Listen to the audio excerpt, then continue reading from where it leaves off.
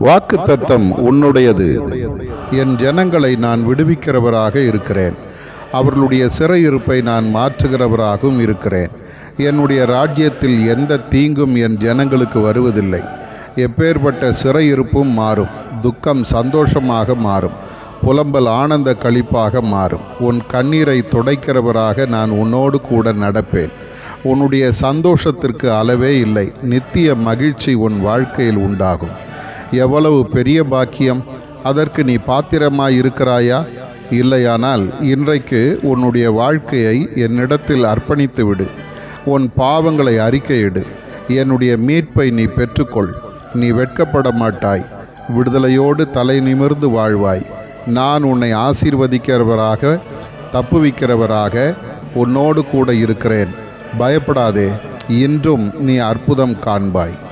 ஆதார வசனம்: நித்திய மகிழ்ச்சி அவர்கள் தலையின் மேல் இருக்கும். சந்தோஷமும் மகிழ்ச்சியும் அடைவார்கள். சஞ்சலமும் தவிப்பும் ஓடி போகும். ஏசாயா 35:10.